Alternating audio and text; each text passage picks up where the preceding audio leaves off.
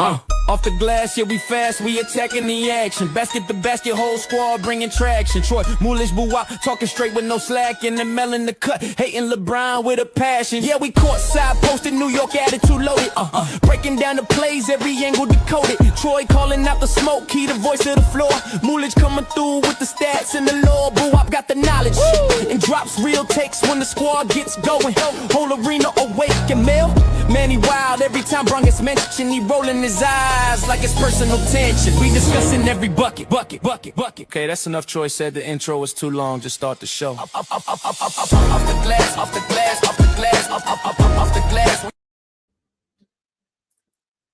I couldn't find it. I'm like, where the fuck did my soundboard go? Oh, you got I don't got that on my side. You got to put it. I got you.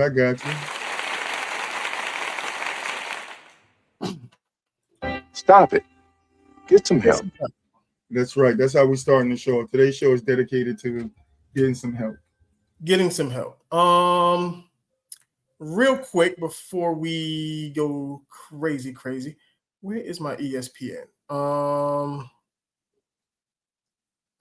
This came across my news feed. Inside 6 college basketball games, the feds are that the games were fixed.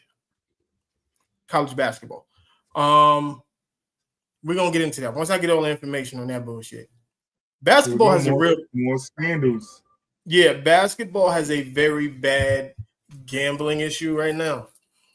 And I never opened it up to the niggas, man. Hey, you said it, not me. I stand on it though. Listen, the truth is the truth. I mean, I'm not, like I said, you said it, not me. I'm not gonna argue with you on it. Once you opened it up to the niggas, that was it. Hey, I'm not gonna argue. And I don't mean black people. I know what you mean. I know what you mean. I'm not saying black people. Once you open it up to the niggas, they ain't got no mind. They ain't got no sense. They just like, let's bet too. And let's risk our careers. When you opened it to the degenerates, this is what happens. Okay. So, let's warm up just a little bit before we get to the meat and taters of all of this. Tell me what you think of this. Does Paul Pierce have a point? We are amongst the greatest, LeBron is the greatest athlete to ever live. Let's just start right there. Greatest athlete, track, volleyball, baseball, football, I don't care what sport, the greatest athlete that's ever lived. Let's start right there. To sum this all up, dog, he's 40 years old in year, what is this, 21? 22. This is year 22. He's averaging, 26 a night, 7 rebounds and 7 assists? That's better than me at my peak. Do you think LeBron is the greatest athlete ever? Not just in basketball. Do you think that he could play all sports? Like, if you was to say, who is the greatest athlete y'all think in the history of sports? Y'all let me know. He play all sports, some sports. I mean, I think greatest athlete. This athlete is the key in all of this. Yeah, that's hard for me. That's hard, like because all of the sports. So to me, that's saying if you take LeBron James and you put him in any other sport, Big Mike, you put him in any other sport, he's great, right? And I just don't know if that's true because I think a lot of. It's a no. I think a lot of times we're looking at his body type and his physical physique, and we're not looking at how those different sports work when it comes to what you train on, what you work on, what your skills have to be, and stuff like that. I mean, Michael Jordan thought he can go play baseball. He's a great athlete, is he not? Yeah. He didn't play baseball too well. But not every great athlete. He played baseball the way a basketball player who didn't play baseball right in a long time would play baseball. But that's what I'm saying. Not every athlete can translate to it. And we do see athletes, especially in football. I think we see more athletes play 2 different sports. I know Russell Wilson did it. Well, you went somewhere that I wasn't going to go, but we can go there. I'm just saying, you see more in football, guys playing multiple sports. You don't see basketball guys playing multiple sports. Because football players play everybody else's sport for recreation. Right, because they want to prove to themselves and to others that they can do it. No, it's not about proving it. It's just that showing. dudes play basketball. Like we play basketball. It is Yeah, what we've it is. seen football players on YouTube now playing basketball in the gym, dunking on people. Yeah, they play tennis. They go. Yeah. They go and they golf. Mm-hmm. You know what I mean? Like they do. Like and that's what I'm saying. Like with tennis, like how does LeBron's athleticism translate to tennis? That's a mental game. It's not where even you a mental put the game. ball, how you hit the ball, where you like what spin you put on it, how hard you hit it, how less you hit it, what's your opponent's weaknesses, what's your strength, like how do you like it's a chess game. Like I'm gonna hit it here, you got to get there. I'm gonna try you here, you gotta. He ain't golf. You got to consider the win. 70-mile-an-hour tennis ball hitting the corner. He ain't getting there. Yeah, I don't know. I like in golf, like maybe he could be decent at golf. I mean, maybe. Yeah. But when we talk about learn how to swing, the trajectories, how to hit the ball, but it's a lot that go into golf too. You ever play PGA Tour, nigga? Like without the motherfucking. I actually play golf. It's actually pretty fun. Yeah, me too. But without the cheats, nigga, when you ain't got the line to help you putt, nigga, you got to do that shit off your eye, nigga. No, I'm talking about like at the country clubs, bro. Like I got. I would love to go play fucking golf. I ain't got the friends that play golf. We used to go to Bethpage Black in Long Island. I used to go tee off with the guys. They called me Tiger Hoods. Yeah, like but yeah, you don't see that much with basketball players. They don't play different sports. They stick to their sport. When we talk about athletes, like we only seen LeBron play basketball. We've seen guys like Willie Gault play football and track. We've seen Henry Ellert in the Olympics and play football. We've seen Deion Sanders, Bo Jackson, Brian Jordan. Those guys played in the NFL and in the MLB. Like we've seen guys play other sports. Michael Jordan played basketball and baseball. We've seen their athleticism transition into other areas. We've never seen LeBron transition his athleticism into another area. So to say he's the greatest athlete based off longevity is fucking stupid. Well, he tried, you remember, and then he got jumped, or he got threatened to get jumped by his high school homies and never played football again. A real football player would have never took that. I ain't gonna lie. I'm just saying, a real football player would have been like, I'm playing anyway. I don't care. Y'all gonna have to jump me. But some people are some bitches, and some people ain't. I'm just saying. But high school, I'm not counting high school. If you didn't play it in college and in the pros, it don't matter. I'm not counting that. I'm not doing that. And I know we don't want to say it, but the reason why basketball players don't play other sports and football players play everybody's sport is because we do it better. I'll say it. I don't care. I'm a football player. I'll say it. Yeah. We play our sports because we do it better at the end of the day. We do it better, and basketball bodies aren't meant, like they too long and wiry. Like their body shapes don't. Like I do think maybe some basketball guys can translate to maybe some wide receiver, maybe some corner with the speed and stuff like that, and the cuts and the turns they can make. But I don't think if they never right. I think it's hard to just be like, I play basketball in my life, let me go do this. But I think it's easier to be like, I played football, I don't want to do football anymore, I go play basketball. Yeah, because you play basketball. No, there isn't a basketball player in his off time that says, you know what, I'm gonna go put this helmet and shoulder pads on and go play some football. They're not doing that. No, it's normally they come from football and play basketball. Like it's totally when you got to put that helmet and that shoulder pads on, that's a totally different animal. Same thing with baseball. You can't go and just say, I'm gonna go play baseball and then look at a 98-mile-an-hour fastball and think you can hit that shit. No. Like, everything matters until it actually matters, right? Like you can even put the pads on, but until you get in the trenches, none of that shit matters. You can be in the batting cage all day, right? All day. Oh, I be hitting 300s in the batting cages until you step in the batter's mound, bro. 98, 95, 101, 105. Like, niggas ain't playing with you, dog. Go try and catch a fucking curveball. I mean, hit a curveball. This nigga nickname is Benjamin Buckets. I don't want to hear this shit. Said Benjamin Buckets. That's a good nickname. I'm not lying. Look, I'm not fucking lying. It's right here. Benjamin Buckets.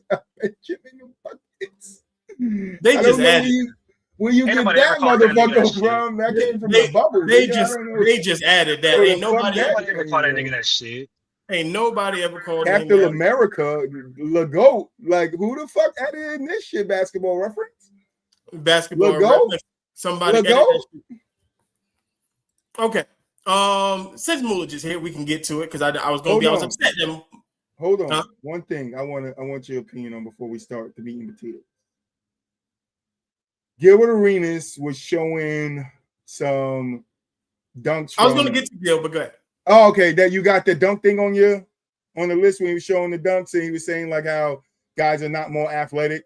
Where's the head above the rim dunks? Where's the jumping from the half court? Yeah, I thought that was very interesting that he said that. It was like he's basically saying like the guys in today, you don't see the bounce no more. They say they're athletic and they're more athletic than guys back in the day, but you don't really see a lot of these guys get the head above the rims. You don't see a lot of these guys dunking from the free throw line in game. Like in game, guys was jumping from a step over the free throw line.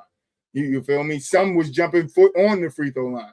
You feel me? And whether it ended in a dunk or a layup, that's athleticism. And get to the rim, move that shit around. That's what those guys was doing back in the day. We don't really see, too much of that nowadays. They're not more athletic because you don't see a dude off one dribble take off. I agree, Big Mike. Like Sean Kemp with one dribble was taking off from just inside the foul line. One dribble, boom, going up. Power dribble going up. Like, where is the quick hop off of the rebound putback dunk? Like, we don't see that. And you would think you would see that more because they shoot the ball more. It's not even about athleticism though. Like, I seen what Gilly was saying, but it's not even about athleticism. It's about strength and power. A lot of these guys don't really focus on weightlifting. Let's just be honest. And back in the day, weightlifting was emphasized. Like, you had to lift weights. That's what got Jordan and Pippen to the finals and got them to be successful was lifting weights. See, right? This is why I tell y'all, From the Sidelines is the greatest podcast that most people haven't heard of. Because I'm serious. Because everything Mullis just said, we're gonna get to with Isaiah Thomas and what he said. But you would think that we sat in a meeting and talked about this. No, we didn't. We just got three brains all on the same wavelength. Because it just makes sense, bro. Like, and when you think about, and these kids nowadays, they might be more athletic. I don't care about that. Y'all aren't stronger. Y'all don't have power. Y'all don't have the strength to do so. Just like you said, Sean Kemp, one dribble, power dribble from the free throw line, putback, or from the free throw line, jamming it, right? Rebound, power dribble, I'm going up over everybody, head above the rim, jamming it, right? Like, that comes from strength. That comes from power. That comes from explosiveness. These guys aren't doing the proper lifts and the proper exercises to actually gain that power and explosiveness. Yeah, you can do a 360 windmill. Yeah, you can go under the legs and do a 7. That's fine. But when it comes to true, you're just doing that because you are tall and you have a 26, 36 inch vert, 46 inch vert. That's fine. But when you actually can do it based off the strength that's in your legs, your quads, your core, it shows a different form. And that's the reason why you don't see all of that nowadays, because these guys don't focus on weightlifting. They just focus on trying to get more athletic and doing the drills and the cuts and the fit. That's not going to get you what you guys want to do at the end of the day. Yeah, sure, it's going to make you look good, but are you going to be stronger? And it shouldn't be a surprise as to why we see so many injuries nowadays, right? Yeah, I agree with that. Okay. Now, see the thumbnail. Lot of stuff going on. Fucking Boo-Wop just popped up. We good. Whole squad is in here now. All right. What's up, brother? What's going on? All right. You see the thumbnail. You see what we got popping right now. The WNBA a couple days ago went dark because the girls are ridiculous. They're crazy. They're crazy people. This is some of the crazy talk that you hear from them. I should get paid for being the best basketball player in the world. Not for doing social media or doing commercials.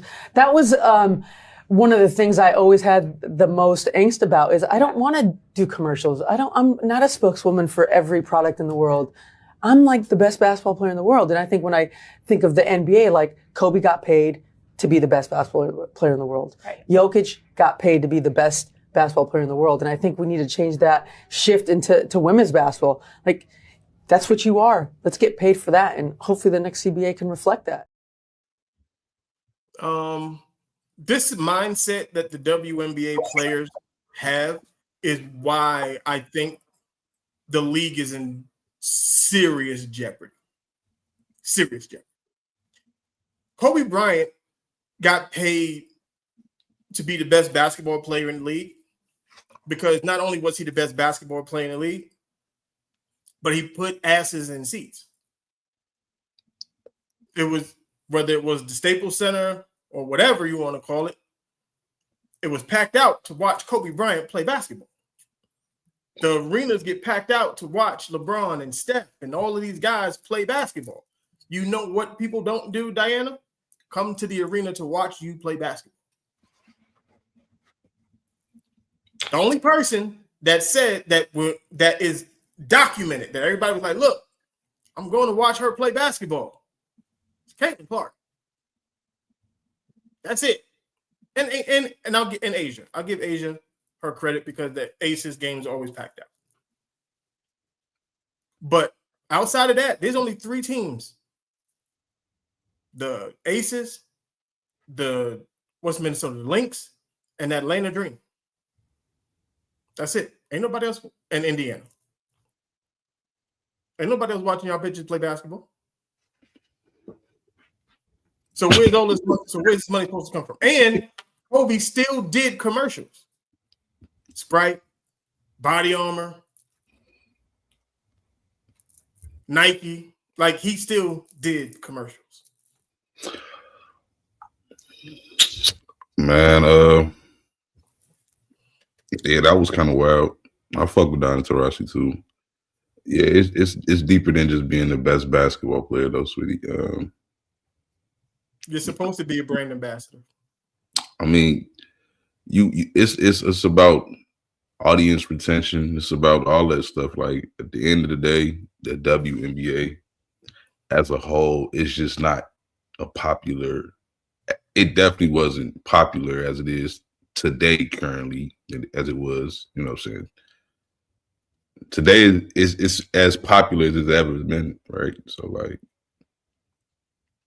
and even now, it's still only a select few players people watching. Right.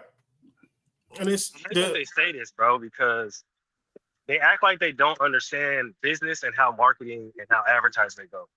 They don't. Like, they don't. But it's like, you guys are professional athletes. You guys know at the end of the day, like, your contract, basketball players barely, and this isn't a secret, like, basketball players barely really, like, make, like, especially if you're new in the league, right? If you're young in the league before your contract extension, they barely make money off their contracts. They're getting their money off TV deals. They're getting their money off of jersey sales. They're getting money off endorsements. They're getting money off brand deals, bro. Like, you talking about you don't want to be a spokeswoman. Niggas get paid. You're fucking lying.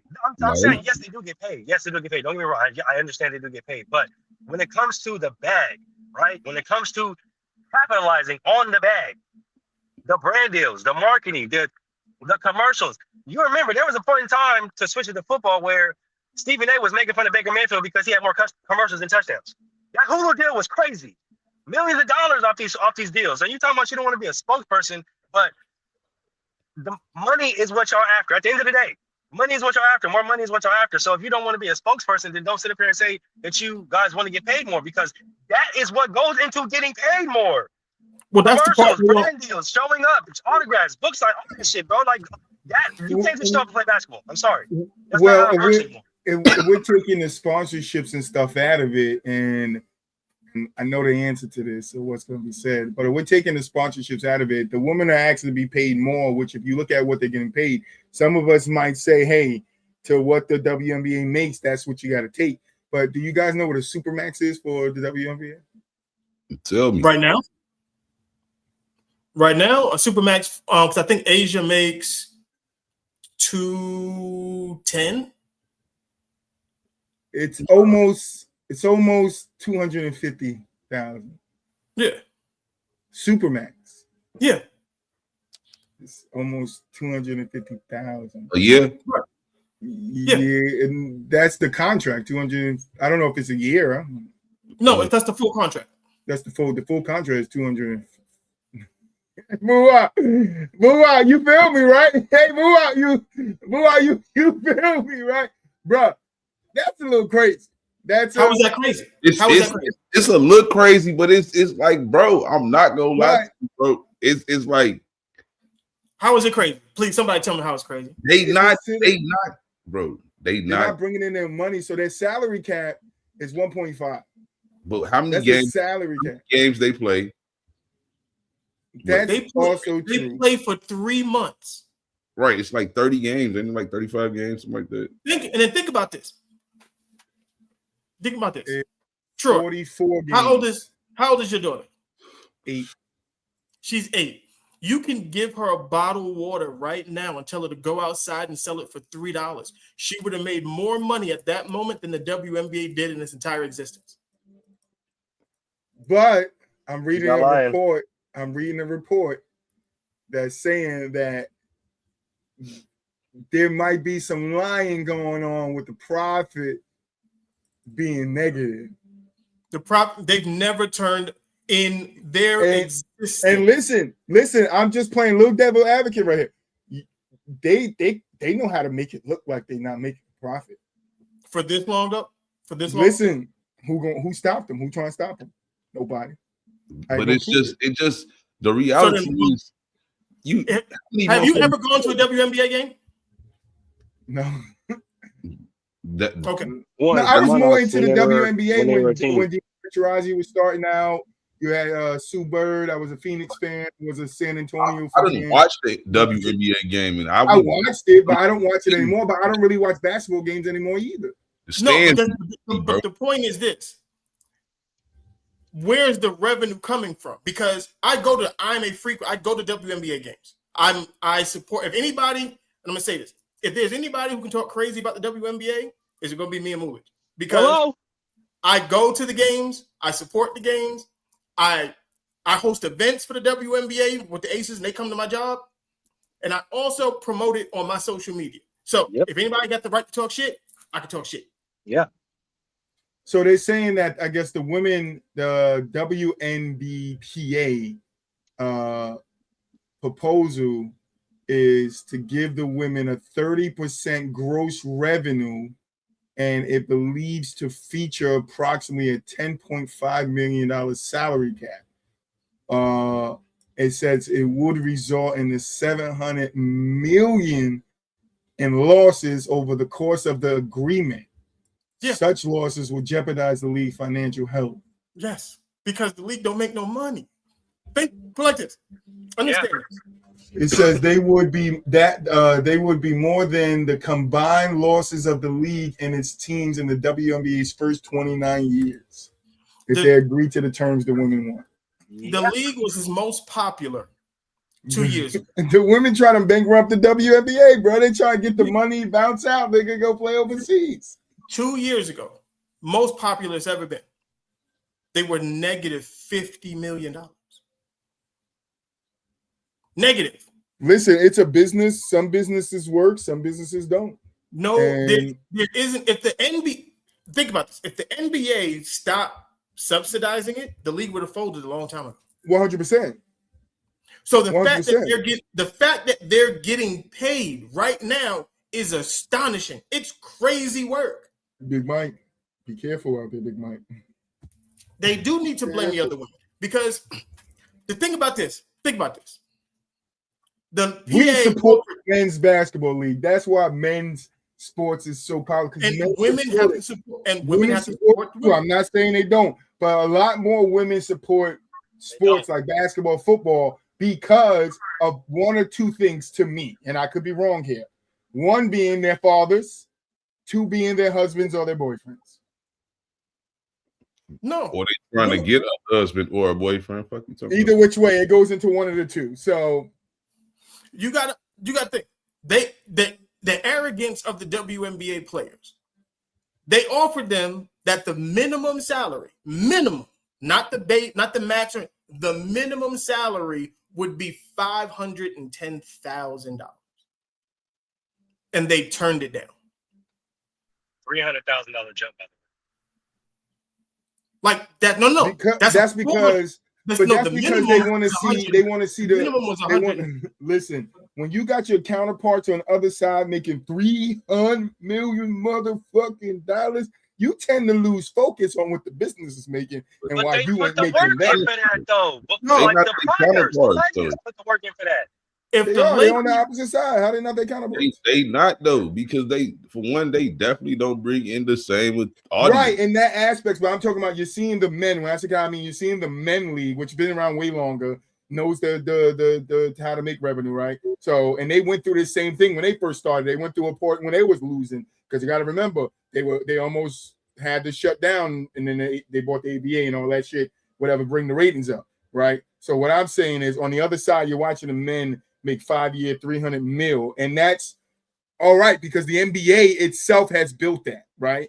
And then the women is over here looking like, damn, I'm playing this sport. I'm the best in my sport, Asia Wilson, Caitlin Clark, Angel Reese, who, if you want to throw in, I'm the best in my sport. Why can't I be making something like that? I think the problem is with them turning down the 510 is it's not an M at the end of it.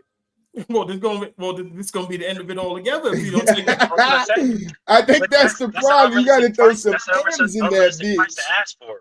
At the end of the day, like I get it. You want that M at the end of it, but you got to work your way up to that. The WNBA is still a relatively young ass league, so you can't sit up there and say that. But then, like, it's just not gonna work because it's not gonna make any sense. The numbers aren't gonna make any sense. It's like how they gonna jump them from they making 250. 250. So M's, Like, bro. That's 10 mil, nigga. Kind of pay raise. It would be the most.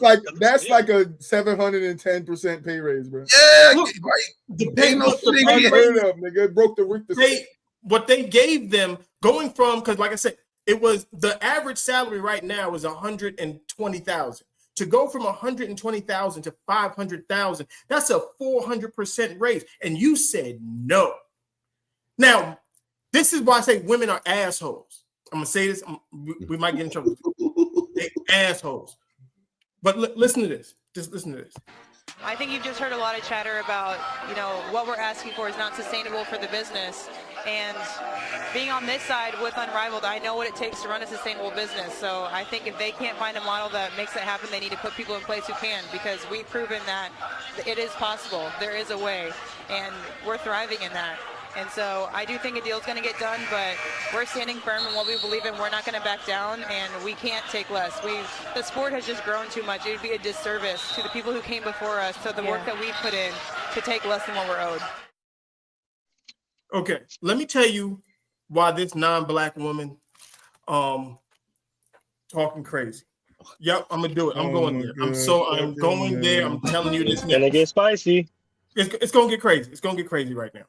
I had to do my research on Nafisa Collier. And she doesn't even have a black husband. So we're gonna start there too. Okay. She said she runs a successful business, talking about the Unrivaled League.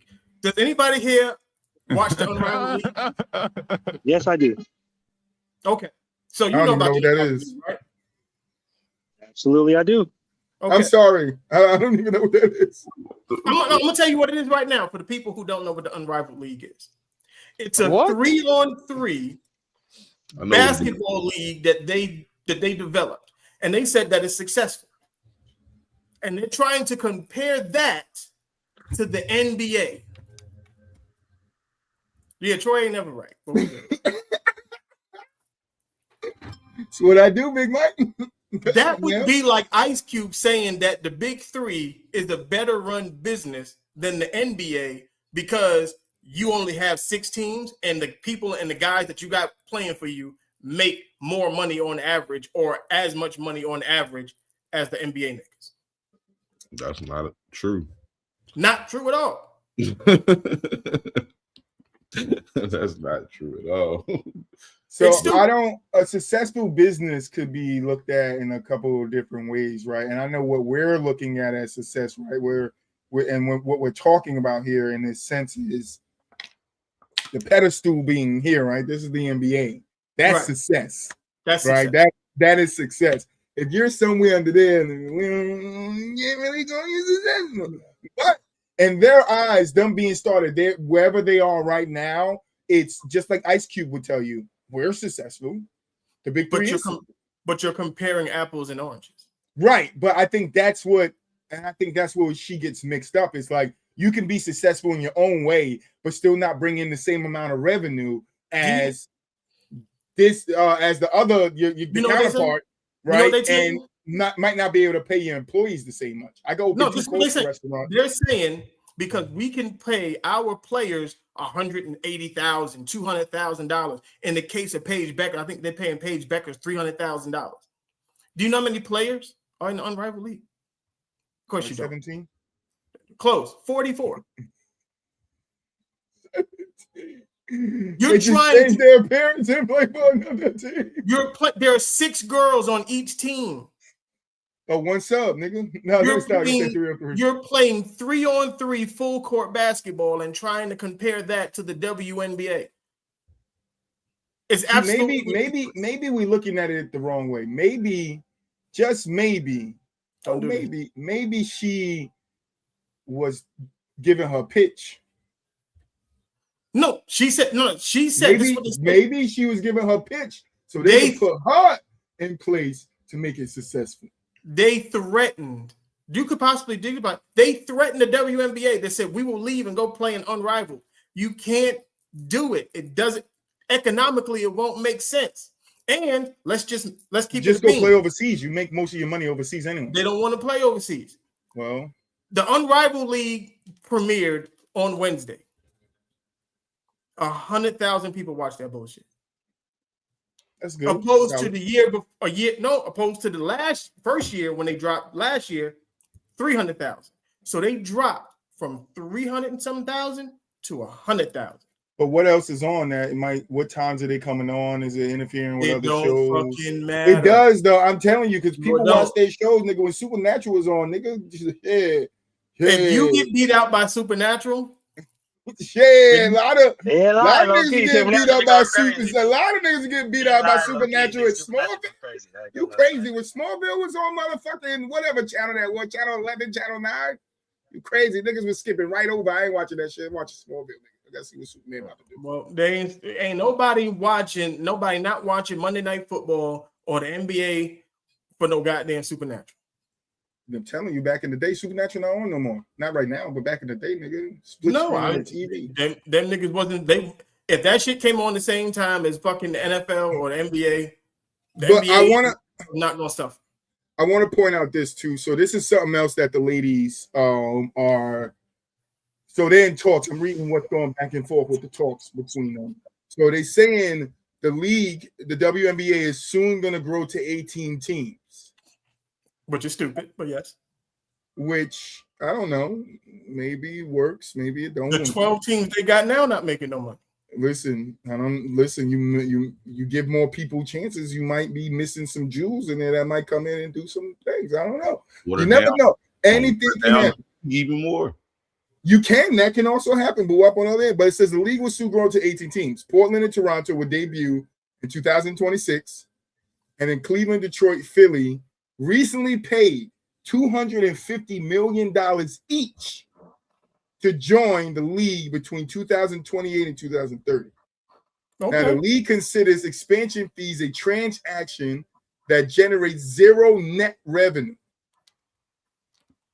The new teams are out of the expansion fee, but earn a fractional share of future league revenue, while the pre-existing teams get a portion of the fee but lose a fraction share of the future league revenues. The union proposes, meanwhile, accounts for expansion fees in its projections, seeing them as real money that still contributes to the owner's bottom line. None of this shit mean nothing if nobody going to the game. That's true, but this is the problem. This is why I say women are fucking retarded. Why are you expanding? Spicy. Why are you expanding? Tell him he ain't right, Big Mike. When the stuff you got right now isn't working. It's not working right now. Why would you add more shit that don't work? I'm just thinking if the motive is getting paid, you should be thinking of adding more people to pay.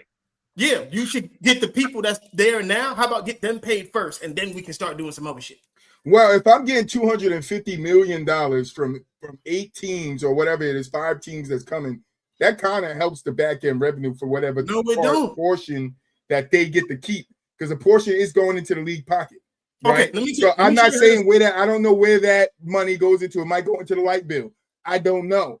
But and I'm not saying you give portion of that to the place. I'm just saying that they are taking a portion from that 250 million, which should somehow take away some of their debt unless they're using it in other places. It's too much debt, dog. I was gonna say that too, unless it's too much. And It's too much debt. it says the league proposes a system where players will receive an excess of 50% net revenue. The latest report, WNBA proposal from December 18 featured an uncapped revenue share component, a raise of maximum salaries to above 1.3 million and growing near to 2 million over the life of the deal. Average salaries to be above 530 and growing to more than 780 over the lifespan of the deal. And minimum salaries to be $250,000 in the first year alone. The salary cap will be $5 million in the first year, then grow in line with revenue growth in the year afterwards.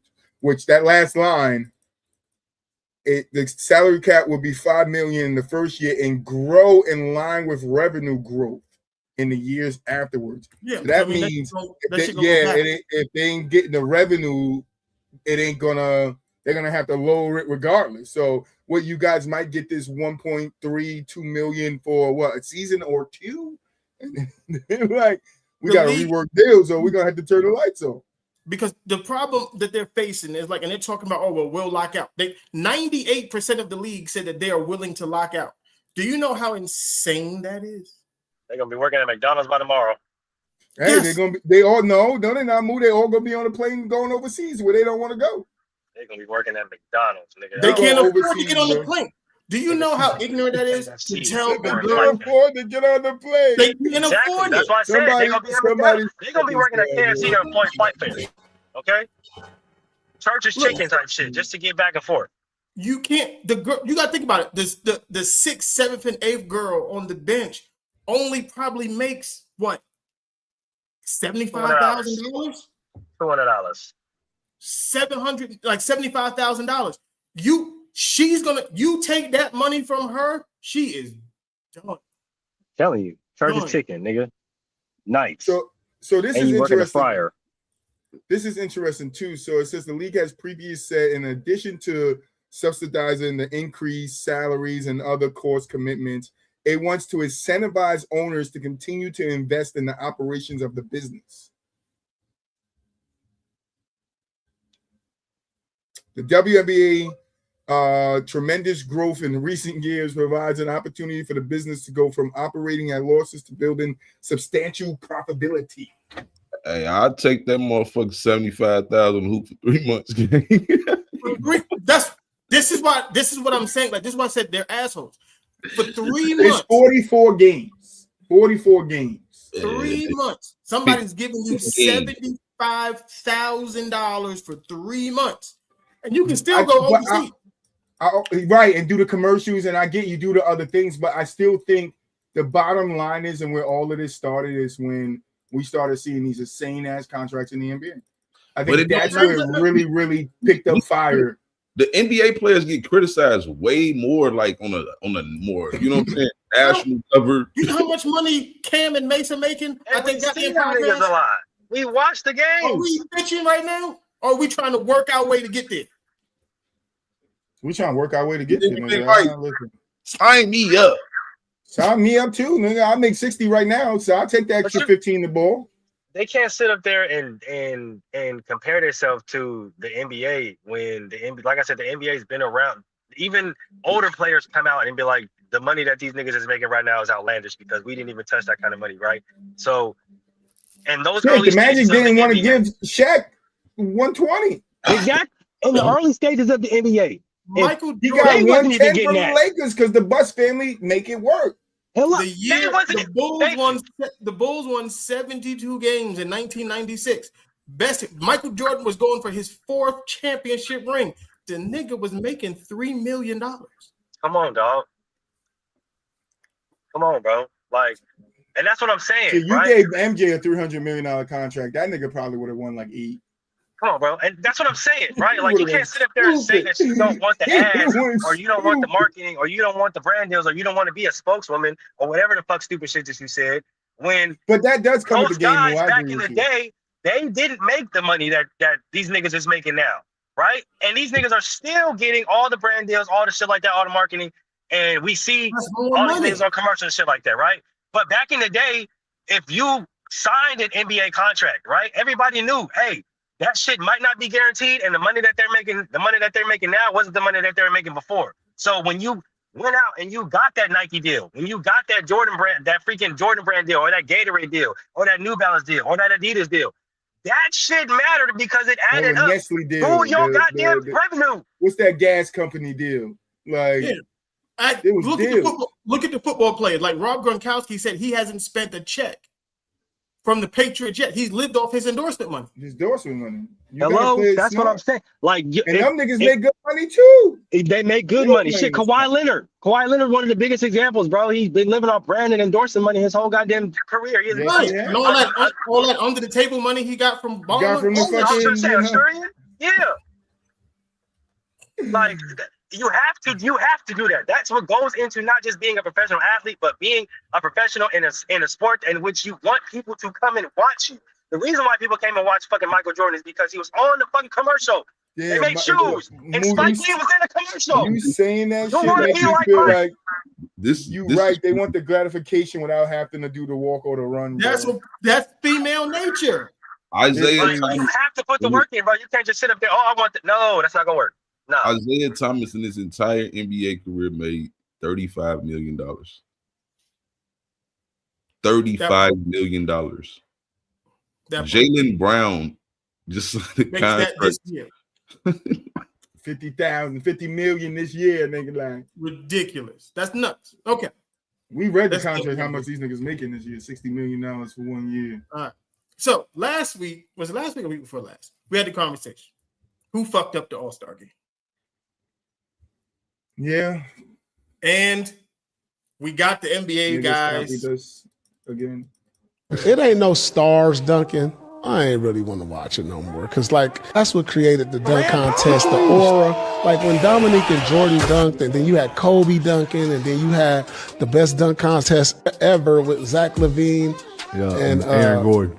And Aaron Gordon. It's just like everything else has been like, these is our stars, because those guys is stars in our league. I want to see like a Zion. That's been fucked up. When Bron didn't get in it, that's when we lost Zion, Ja. All them niggas supposed to get in. When Bron didn't get in the shit, he fucked the whole tradition up. When Kobe slapped the floor, told that nigga, let's go one-on-one, and he passed it, he fucked up the whole tradition. Damn. Don't nobody want to hear this? Yeah, I'm one of them gatekeepers. I can say this. Yeah, this shit go. MJ and you went at it, right? Doc J went, okay, cool. Everybody went in it. Bro, he slapped floor on your ass. You supposed to nail his ass with a 3. Boom. Bitch ass nigga, what's up? Y'all supposed to go right there. Right. Lord didn't want none of that motion. Right. He swung that bitch. Here, Right. get that. Damn. That's when mama was like, nah, see, you don't want this new. Right, talking crazy.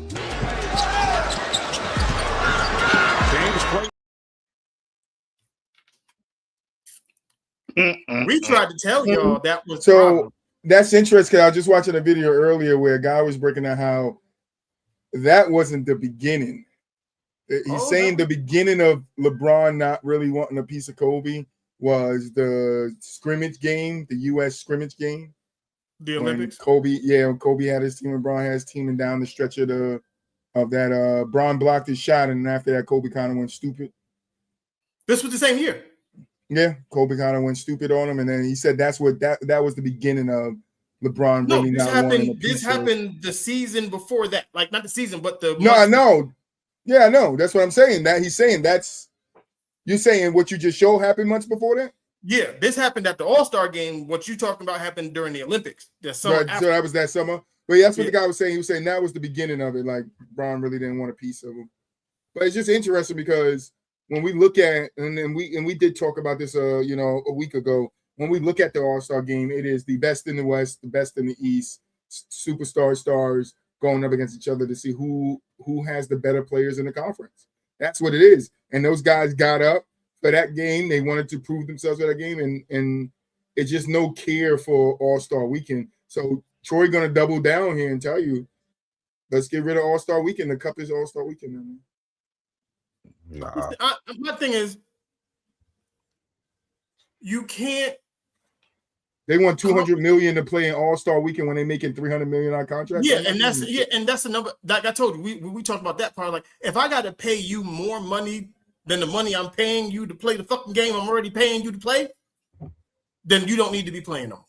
Incentives was you won the motherfucking skills challenge, and you got a check that went to a charity, nigga. We're paying them. These guys don't. You didn't get the money. They love the opportunity that basketball provides them. It's a luxury now. It's a lifestyle. You know, like, okay, that's true, but still, they like, bro. No, don't cut the All-Star game, bro. Like, that's for the fans, bro. Like, that's how they make their bread, bro. Like, what are the fans getting out of it? They something to complain about every year. They should get more. Honestly, I ain't gonna lie, but like a whole lot fucking more, boy. Like KG said though, like, bro, if the best player in the world, which was LeBron James, is enthused about the All-Star game, he's not playing like you know what I'm saying? Like, I said that the rest is gonna follow. I don't think they should have followed, but the rest is going to follow. Bro, this is his league. This is LeBron's league. This is the league he created. I'm my own man. It is. I'm 100% I agree with you, but I'm just saying that if I'm in the league and we go into the All-Star game, and like we said, some people be dropping 40, they be making nice plays, but I get you. It's on the faces of the league to show up and play, because then it makes everybody else want to play. Bro, he broke the traditions. He broke a lot of them. He broke the dunk contest tradition, bro. He broke a lot of them. Like, everybody was doing this shit until he stopped. It was the rite of passage. He was supposed to do that. Like, you wanted to wear 23. You said you was chasing the ghost in Chicago. You was doing, so you got to do the shit that the nigga was doing. Even if you only did it one time, you did it though. He never did it. But he know the truth is, anything he do gonna be in his life, in his mind, gonna get magnified. He lose a dunk contest is gonna be part of the narrative why you not better than Jordan, shit like that. And to like, is he right about it? Somewhat, yeah. People are going to do that. People are nasty. At that time, I don't think. At that time, I still don't think that was the case. Who did we hold the losing the dunk contest against? What star?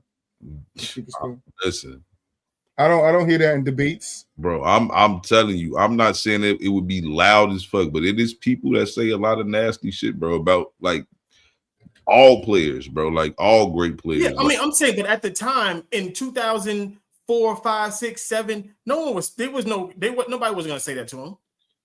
Nah. I mean, especially if in retrospect now, if you'd have lost it then and then they talking about it now, yes. But in the moment, nobody was thinking that. No, not in the moment. He just didn't want to do it for whatever reason. I don't understand it. I never really understand it, because to me he was the best in game, and like I used to see a lot of the practices, some of the dunks like bro, in 2009 and 2010, Nate Robinson won it. That's the perfect time LeBron could have got his ass up in there, bro. That's the perfect time he could have got his ass up in there. And Jeremy Evans won it in 2012. That's your perfect time to get your ass up in there. John Wall won it in 2014. Get your ass up in there, bro. He like broke. The fact that John Wall was in a slam dunk contest. I don't even know who Jeremy Evans is. Me either. I was gonna ask, like, damn, is you saying his name right? Well, you. Yeah, Troy probably butchered his name too. So no, I didn't. Fuck around me, Jeremiah Evans. but he's got to own up to some of the bullshit that. Who the fuck is that? Look like fuck all of you niggas. I said it right. Fuck you guys. Who you play for, Utah? That nigga played for... tell him, Troy. Said that shit right, nigga. Fuck y'all, nigga. I've never seen him. He won the slam dunk. You know this motherfucking Slaughter's name. He won the slam dunk contest. Not all the time. He got that right though, nigga. On my mama. What you mean, bro? He been practicing. He played for practicing Utah, Dallas, and Fucking got Jeremy. Atlanta. He played for Atlanta. Atlanta his That's last season. crazy. I don't know. He played one game for 5 minutes and they cut his ass. He a Jeopardy question.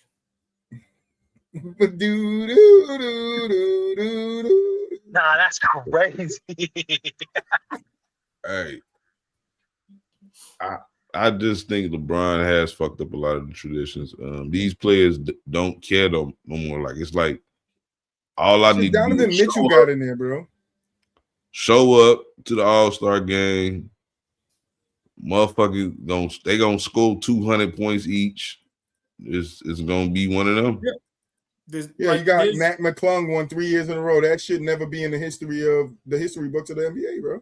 Because no one cares about Matt McClung. But that shouldn't fucking be there. It should not be a guy named Matt McClung that won three years in a row of a slam dunk contest. Until this year, now niggas want to talk about, if Giannis do it and this person do it, I'll get in it because they tired of seeing the white boy win. Yeah, but LeBron said that shit a couple years ago and never did it. Yeah, because he liked playing games with the fans' emotions. And just like he bowed out of the All-Star game last minute so nobody could take his spot. What kind of shit is that? Like hypothetically, this could be Bron and KD last All-Star game together. Like you motherfuckers supposed to be, if y'all ain't on the same team, but they probably will be. I don't know how they doing this shit. Yeah, if they was in the West, they doing 2 US teams versus 1 fucking Australian team. I mean, Euro team. Hopefully, Bron and KD not on the same team, and then like y'all supposed to, but they still gonna be on the same team, right? Ain't they? Yeah, they doing US versus the world or some bullshit. It's 2 US teams, 1 world team. I don't know, whatever. But in a perfect world, like in they supposed to go head to head. A lot of that last All-Star game, like to commemorate the rivalry that they once had or whatever. Like, but that shit died ages ago. It ain't gonna be that. It ain't gonna be that. I can see it now. Like, now we're gonna have a Dennis Schroeder versus Luka rivalry and smacked in the face by a black man. Yeah. Dennis Schroeder didn't Dennis about that accent, nigga. He did. There's strong reports that Dennis Schroeder smacked him, bro. Punch that nigga. You even read it. Yeah, from the ESPN, but there are strong reports. I've been keeping up with it. There are strong reports that there's no physical evidence. Stop that nigga. There was physical evidence, and they put the white that powder nigga makeup on. In shit, bro. They put the white powder makeup on. Told that nigga get in the car. Tell Luka to do what Jaylen Brown did with his hair and wipe his face on the jersey, and I bet you see the fucking five fingers. Y'all giving Dennis Schroeder way too on much. That nigga and told that nigga get in the car with your pops, nigga. That's exactly what happened, bro. I was that nigga ran through the door. You heard me read that too. That Luka ran through the door once security ran through the door, bro. Nigga, it was spooked, He did it for my battle rap guys. Dennis Schroeder was getting dragged by DeAndre Ayton. For my battle rap guys, he did the Tay Rock. All right, he did the Tay Rock, nigga. He did the Tay Rock. All right. Yeah, while Dennis Schroeder had to drag him away. Come in, don't do him like that. Don't do him like that. Nigga dragging me away. You feel me? Don't do him like that. Don't do him like that. What are you supposed to do? That nigga tall as hell. He probably fucking grabbed one leg and one arm. Was DeAndre Ayton and Luka the same damn height. No, come on, Dennis. Don't do him like that. Don't do him like that, Dennis. Come on, bro. You know what I mean? Had to get that nigga off that nigga, bro. He beat that nigga ass real quick. He started talking that nigga. Beat that nigga ass, bro. You know what I mean? Talk that nigga, get in the car, bro. Yeah, get in the car with your pops, bro. This is what I'm saying. Stop calling people a bitch, nigga. You not know what y'all talking right now. Dennis, get in the car with your pops, nigga. Dennis Schroeder waited 40 minutes outside the locker room for Luka and put 5 fingers on his face. Yeah, feel me. And then told that nigga get in the car. He did, man. Park that nigga shit and told him to get in the car. There's no evidence of this at all. Park like it ain't supposed to be. This is the NBA. We ain't supposed to be seeing the fights. Zero. And nobody else is talking about it. No one's talking about it. Did we see Gilbert with the gun? No, we just believe what everybody said, right? Yeah, but there was 6 people in the locker room. There was a lot of people around watching that nigga get smacked. Who confirmed? I mean, if he didn't get smacked, DeAndre Jordan didn't have no reason to drag him away. Jeff T. Nobody confirmed none of that. Jeff T. Man, he parked that nigga and told him to walk home, nigga, with his daddy. He ain't do shit. Hey, now, Boo-Wop. Let me ask you something. Straight street nigga shit. If you wait for a nigga 40 minutes, is that not standing on business? Does that told him not to mean go I'm home. gonna get your ass, nigga? I'm gonna wait here for your ass for 40 minutes and still be upset? I gotta smack you out and calm down 40 minutes. If he called you a bitch on the court, why are you mad now? Because you don't need to do it on the court. We see guys all the time be like, yo, meet me in the back and run to the back, bro. Hey, what's up? Yeah, see me in the back right now. Talking all that 3 o'clock bullshit. Fuck out. Yeah. No, in the back, come in the By your tunnel, car. nigga, where we ain't got no cameras and we can throw down. I just feel like if you ain't gonna do it on the court, like as NBA players, bro, it's probably not gonna happen outside in the parking lot. But there are some instances where it does. Yeah, it's rare This where is you one. even hear it's rare, bro. You even hear about a motherfucker just allowing 3 games, no pay, $500,000 Nope. going, nigga. Nope. Stupid, man. $500,000 going, 5 fingers, nigga. Take it. It's worse if you do it outside the gate. That's what I'm saying. It's better for you to do it on the court than it is outside the court. No, he would have got suspended either which way. Nah, nigga, gotta catch me, nigga. Right, catch me before you about to go home. Trying to catch you when you Listen, if I try to get you right now, everybody gonna grab me. I ain't gonna be able to get you, nigga. I'm waiting for you 40 minutes outside the locker room. I know what you're talking about. I know what you're talking about. Carmelo did it. We wasn't saying nothing with Carmelo. When Carmelo was trying to get the KG on the bus. Park it. But Melo tried to get him on the court too. Right, and what happened? Niggas holding him back, right? So Dennis Schroeder ain't stupid. I ain't gonna have no nigga grabbing me up, yoking me up, dragging me down, the motherfucker, when I can just catch this nigga in the back, and that's what he did. But get back to what's on topic. I don't want to be here for 2 hours. I'm sorry, that's my fault, man. No, it's okay, Park bro. that nigga and tell him to walk home. I just wanted to let you know there's strong reports that he took fire to the face. Fuck that. He ain't do shit. Man, Houston need a point guard, man. Milwaukee, Minnesota. Man, all these niggas need point guards, man. All this, listen, man, that shit sound good till it come down to fourth quarter and you got to make some IQ decisions on the ball. Listen, man, quit this narrative of 6 feet, 6'2", 6'3" point guards being out. Motherfuckers is not smart enough to run the games right now. Point guards are built to run the game. He's the second coach other than the coach. He's organizing.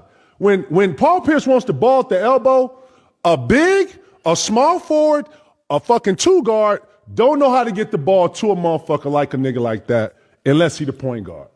You understand what I'm saying? Like, I think we starting to, like, this whole point guard thing, and the point guard is very important. First off, I don't get no fuck. And I don't think everybody can just grab the point guard position and start playing it. I just don't. It takes a lot of IQ, a lot of smart, it's a lot of intelligence in that shit. And then you got to feel the game. Sometimes you pushing it. Sometimes you got to slow it down. You know what I'm saying, Lord? Like, man, I heard this, man. Like the 6'2", 6 whatever it is, man. He can still help somebody, man. But he ain't just finished. Well, I picked this up because we had the conversation last week about how somebody said like the 6'2" and under guard is 6 years done because they're going to more to 6'9" guards now. So, what do y'all think about what Kevin Garnett was? Boo, you muted. I think his ball position is basketball though, but I ain't gonna say that Houston don't need a point guard. I just think they need somebody that has a higher IQ that does know how to run the team. I don't know. Listen, you guys know I'm a big fan of Jeff Teague and Michael Conley, Rajon Rondo, and that's my first initial when I'm hearing Garnett saying that. I'm like, Garnett speaking from a place of playing with in one of the best high IQ point guards you can play with in the game, in Rajon Rondo, the way he made his passes, the way he got to people, the way he set the offense up and orchestrated it. Chris Paul is another guy. I know Mel doesn't like Chris Paul, but Chris Paul is another guy, orchestrates the offense. And I am with him. I don't think that guard should be away from the game, especially if you're not replacing it with 6'9" guards that know how, that come into the game with that type of IQ, that type of orchestrating with them. And it's not many that do. So I do think you still need the traditional point guard because you need somebody to set your guys up and take the ball away from your guys and reset when somebody might be doubling them, when they might be trapping them, or when this might be going. Your point guard is supposed to notice where the holes are, how I can find points when this is not going that way, that is not going that way. And if you don't have that, then everybody on the court is just trying to score the basketball, and it becomes what it is today, position as basketball. Name the last team that had a traditional point guard to win a title. To win a title? Mm-hmm. A traditional point. Ooh,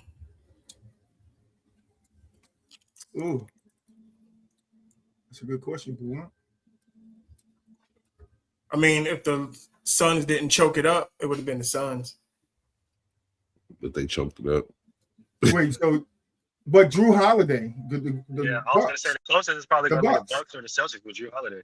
Yeah, the Bucks. I would say I Because even like. him not being as traditional as others, he still has a high IQ of orchestrating an offense. Yeah, but I'm not mad at that, right? I'm not mad at Drew Holiday. I was gonna say like the Raptors, Kyle Lowry, but yeah, probably the Raptors. I'm just saying, like we already know, like the league it's tough to be like a pass first point guard, and then on these type of teams, especially the Jokic type teams, like the LeBron. What if you don't have to be as pass first, Boo? What if you can bring a little bit like Mike Conley and Jeff Teague? They had scoring in them, but only when it was necessary, only when the team needed it. Right? It's not about being. I keep bringing up Jeff Teague though. He loves it. He loves him. That's my guy. That's my guy, bro. I've been a fan of Jeff Teague for a long, long time. That's my guy. I don't know why. I just saw him play basketball, and I was like, oh, that's my guy right there. But I'm a fan of a lot of guys. Mike Bibby's my guy. I think the biggest thing, and we're gonna get to it. JJ Barea. We're gonna get to why I think One shoe Mike Miller. The point guard. Matter of fact, let's get to it right now. This will probably answer why you can't do it. I gotta make sure I got the right video though. Go back to traditional. Yeah. Well, when we talk about the league and the evolution of it, and as you've spoken to the coaching evolution, I'm a push back on ever. We never ran Boston's 3-5, with Bird and Parrott. We never played like that. We had our own style. When you look at the 5-out style right now, Brendan, there's really only one play. That's high screen and roll. Yeah. It's high screen and roll, and then you got to be good enough to dribble, drive, draw somebody, and kick it to the 3-point line.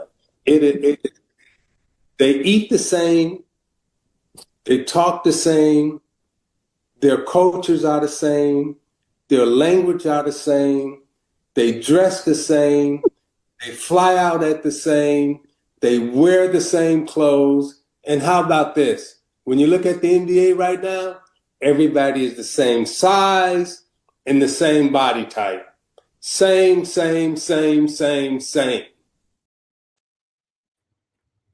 And that's what I was going to say was like, because of the way the offenses are with the 5-out, the traditional point guard is useless. There is no triangle offense. There is no motion offense.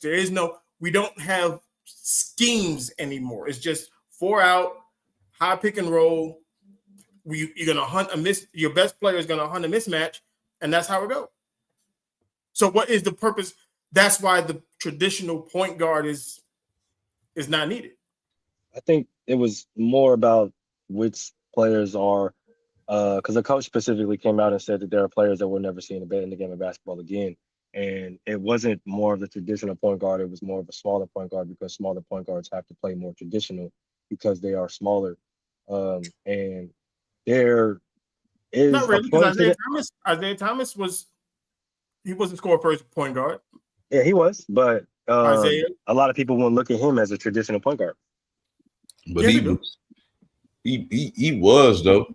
I think he had 4 straight seasons where he averaged 20 and 10. Which Isaiah Thomas? Which one? Hold on. Zeke, right? I thought we were talking about Zeke, right?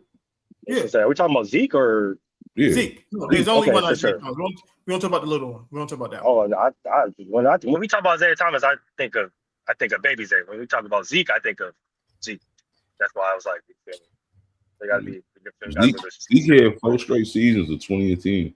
But even then, right? Like, still, he was looked at. He could score, but he was looked at as more of a traditional point guard, even though because he was on the smaller side, right? What I'm saying is, a lot of times when we look at these guys nowadays, they look at the smaller guard. They looked at the smaller guards in NBA history as a more traditional pass first, set up the offense kind of point guard because of his size. This is just basically what they used to say back in the day. I'll take the small guards. But that's why I said you 6'9" guys with the IQ. Jason Kidd and Anthony Hardaway were big guards, were they not? Yeah, they were. That's true. They were still had the IQ though. And they were still. But you consider them traditional point guards. Yeah, that's true.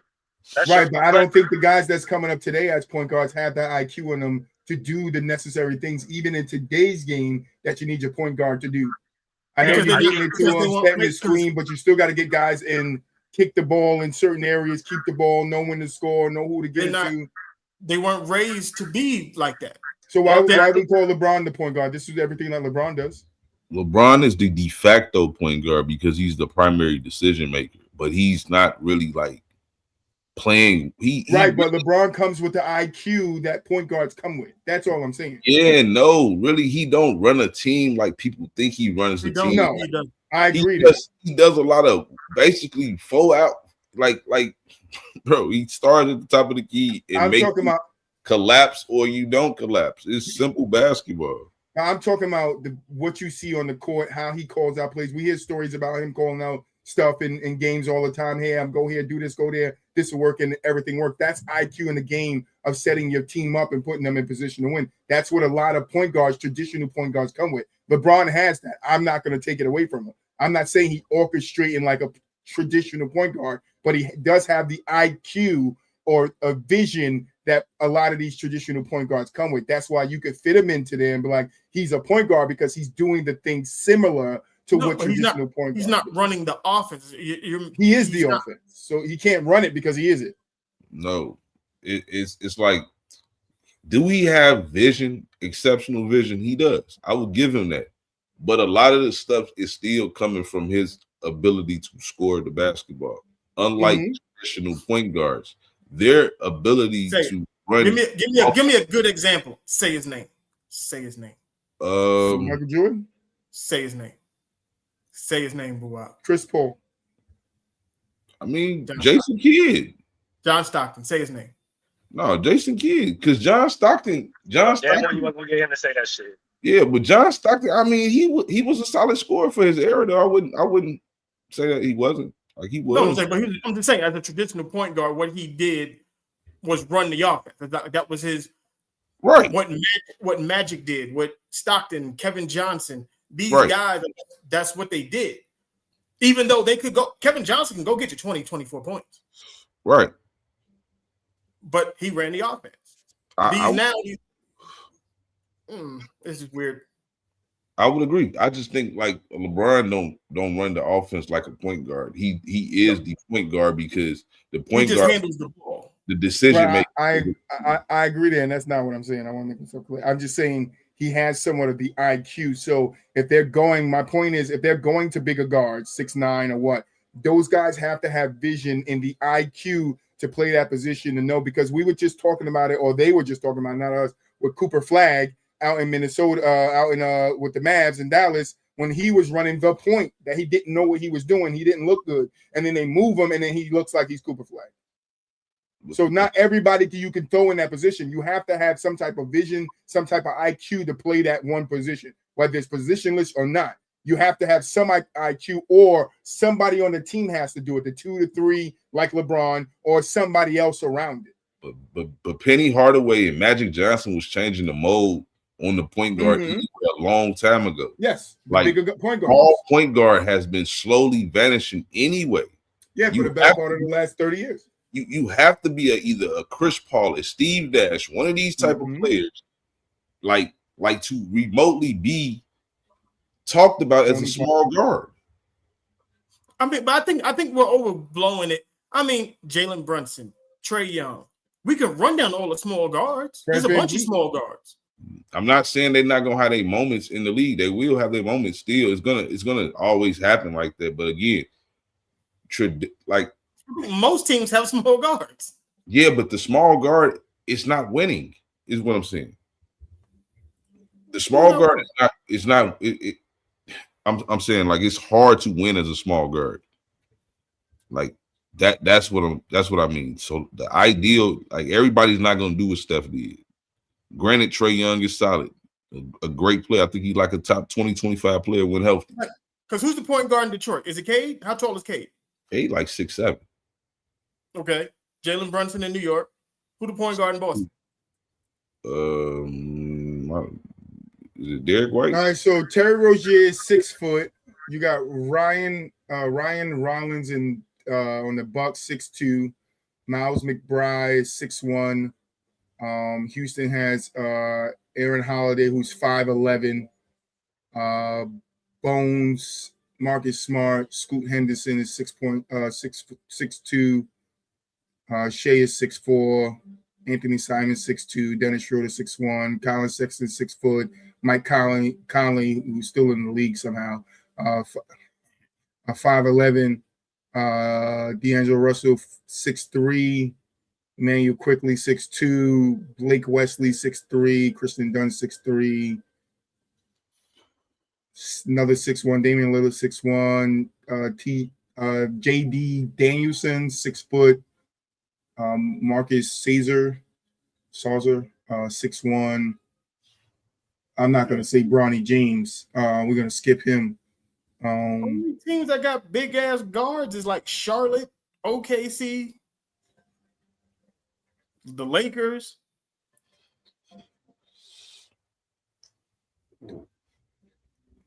Clippers. San Antonio has a big guard, 6'4", and Dylan Harper. 6'4" is big now? I guess 6'4". 6'4" is big. That's two big guards. Point guard, yeah. DeAndre Murray is 6'4". Jacoby Walters 6'4". Jason Kidd was like 6'4", 6'5".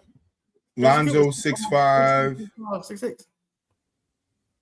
He's like 6'4". I don't know how to say that nigga name. Tyrese Halliburton 6'4". Andrew Nimhart 6'3". Like most guards is 6'2". Most guards. They got LaMelo is 6'6". 6'4". Nikolo Topic and the Thunder, he's 6'6". He's a point guard. Yeah, that's what I said. There's only like 4 teams that got big guards like that. Brooklyn has a 6'8" guard. The fuck is that? Yeah, and they losing like shit. Orlando has a 6'5" guard. Man, I'm telling you, the league is going that way, man. Like, yeah, that's what they're saying. Way, man, 6'4" and better, man. Like that's just the reality. Like I'm not saying you're not going to be able to find some small guards having some success, but Jalen Brunson. Because if you look at these small guards, they have to be hella crafty to be effective in the league. Trae Young, Brunson, Fred VanVleet. Have to be very, very crafty to get their shots off and their positions and how they release the ball and where they shoot from their step backs. And I don't think Trae gonna ever really be like the same Trae. What is the same? A nigga who shoot a lot and don't make a lot? He gonna be that. No, something don't do that to Trae. You trying to shit over me. The nigga shoot 35% from the field. Like, I don't know what to take. Hell nah, man. He was bad. He was a little bad this year when he came back. I ain't gonna lie. Like, that's how I knew he was gonna get up out of there. But Trae last year was pretty solid. He shoot 43% from the field, 35 from the three. 2 years ago, 2 years ago he was 43. What he shoot the most? 37. What he shoot the most? Yeah. Taking about 18 shots a game in his career. He shoot more Only threes. makes 8 of them. He shoot more threes. He shoots about 7.5 threes in his career. Makes about 2.6 of them. That's terrible. It's 35%. It ain't that bad. I just said 30. I know I said 35. I know I said 35. It ain't that bad though. And then he take more twos. He averages 10 assists. 25-10. 25 and 10. Threes. The only motherfucker that's taking more threes and twos is Steph, man. He right. averaging 10 assists too, man, and a steal on his career. So he's giving you more than just his scoring. Yeah, I ain't gonna lie. For a career, he giving you 25 and 9. 25, no 8, no 9.8, which is you round that shit up to 10. Garbage. So 43% from the field. 30. What? Hold on. 35 from the 35 three. from the 3. Yeah, I can't. 87 from the free throw line. Really shit on Trey like that though, gang. Yes, you can. It's very easy. I'm not with you, man. It's very easy to shit on Trae Young. Very easy. Why? Why do we gotta shit on players, man? Oh my god. Jesus Christ. I mean, who is the shortest shooting guard in the league? In all fucking places. Donovan Mitchell. What, you want to shit on Donovan Mitchell too?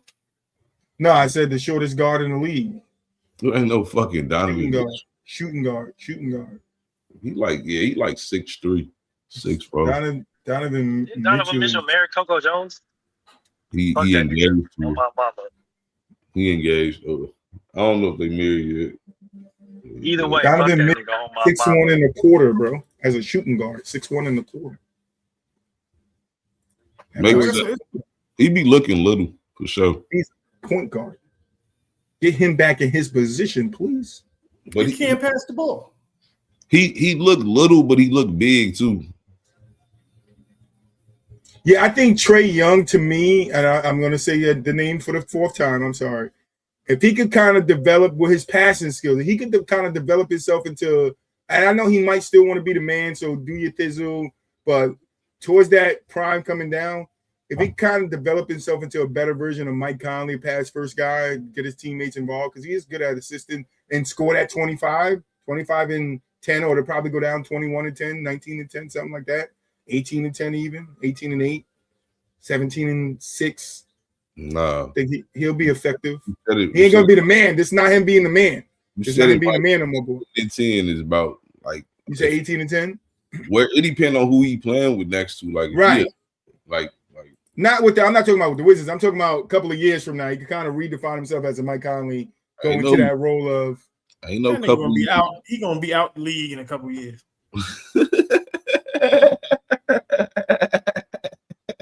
He's 6'2". He'll be fine. Once this shit fall apart in Washington, that motherfucker gonna be gone. Nah, he'll go team up. Somebody will team up with him. James Harden will go there. James Harden will go to the Wizards. He's gonna finally go bald in Washington. You hear me, boy? Oh, the night gang. Y'all are just saying anything. Niggas choice say James Harden. He gonna be 40 fucking years old. James Harden go to the Wizards. Nigga, they gonna try to James Harden will. James Harden still got to pay for them strippers. So he going to motherfucker. Chocolate City. James would go play with him though, man. Y'all think I'm bullshit. James would definitely go. Let me go to the Wizards. Let me go play with Troy.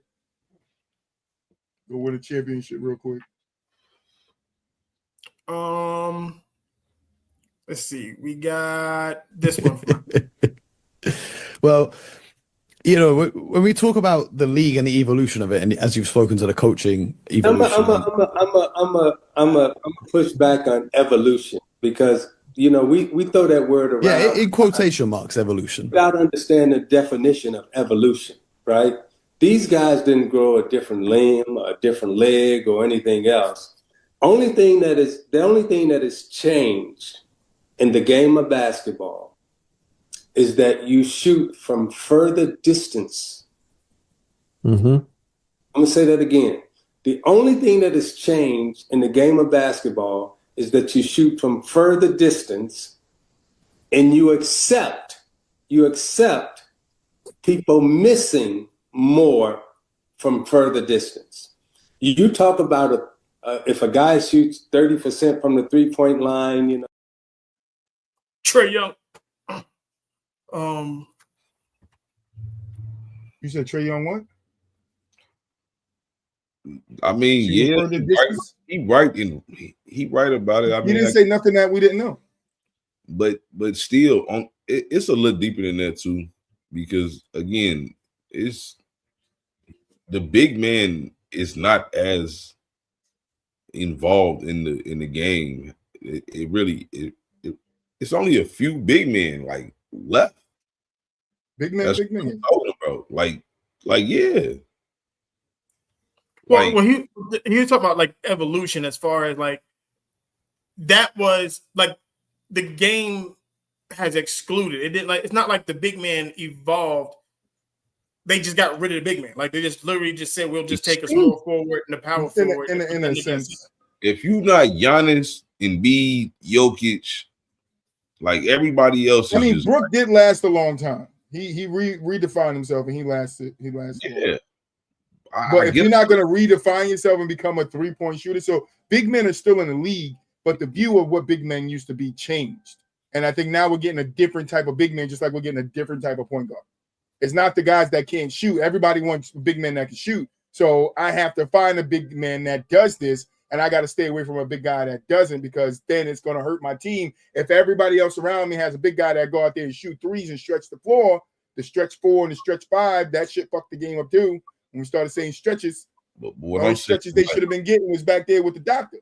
But what I'm saying is that in the 2000s, right, it's a reason why a guy like Kenyon Martin never made an All-NBA team. He playing in the plethora of the power forwards. Mm-hmm. Some of the best power forwards ever. No, just, Shut up, man. He was just come on.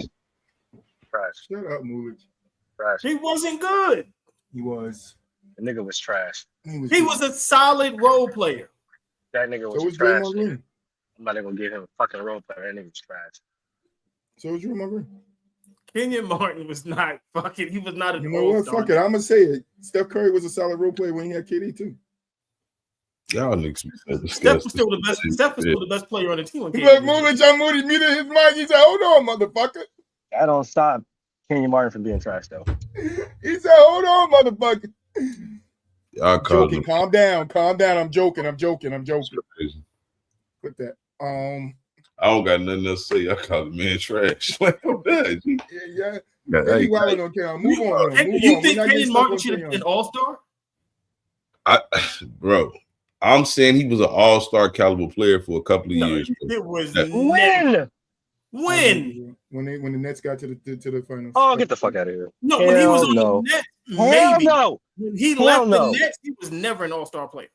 But he also was dealing with injuries too. That I don't get. he didn't come So back. what? You still making my point. He wasn't an All-Star player. He said for a couple of years. He didn't say his whole career. No, when he left the Nets, he was no longer. All right, so why wasn't he an All-Star in with the Nets? I said he was just better player. Well, you said maybe is what you said. So yeah, I agree with you, boy. No, you don't. You can't even make yes, a point. I do. You can't tell me what the fuck I agree with. Yes, the fuck I do. What's wrong with you, man? I ain't got nothing. Hey, Mel. Stop it. Get some help. Motherfucker out there getting goddamn 11 points and Go 6 back rebounds. to what you were talking about. Leave Kenyon Martin alone. We trying to get Kenyon McCann on the show. If we're fucking around with us, we ain't gonna McCann get nobody. All right. Fuck both them niggas. I want him to bring the tell book him who and the said it. Pull up. I want him to bring the oodles and noodles. I just want to know, when was this nigga an All-Star player? He made the All-Star team. Like when he was on the Nets. Right. I'm saying like he had a couple of years where he was like an All-Star caliber player. That's all I did. But then injury and then downhill. I'm calling niggas butt is crazy, bro. He was a solid player, man. No, he was a solid role player. I said that. Yeah. He wasn't, what I'm saying is he wasn't an All-Star. Listen. What I'm saying is this, bro. He played in a very competitive era of basketball as far as his position. And he was not. He was good. He would have been better in that competitive era. That nigga was ass. Like, no, sometimes you just play in an era where you just not better than niggas. Or sometimes you just suck. Like Kenyon Martin. Sometimes you just suck. I go keep saying the man suck. Y'all not making sense, gang. Come on. When? Y'all know the man don't suck, gang. Like, come on. Like, no, they believe it. You missed the episode. Nah, you missed the episode. They believe it. I was going to say, you what? Austin 10 toes down on this point. How he don't suck? Number one overall draft pick, it don't suck. That don't make no sense. Kenyon Martin 1-on-2 right now. And broke his leg before he was. All right, man. What's that got to do with what does that do? That doesn't. So what? That does mean something. Did his leg stay broken? He was never the same. So y'all y'all leg stay broken? Y'all saying Kenyon Martin in the league was trash? His leg stay broken. That's what y'all saying. I am saying it. 10 toes down, the nigga was ass. Because of injuries. He was not an all-star player. We say that all the time. He went to the all-star game 1 year. He was a solid dude after that. He was good. Solid. He wasn't never solid. an all-star. Okay, so how was he ass though? You never because you're trying to compare him to the best power forwards in the conference. He was never that. Never. He didn't say that, but he was saying because of those, he was never that. Because of he those, was never in the conversation for that.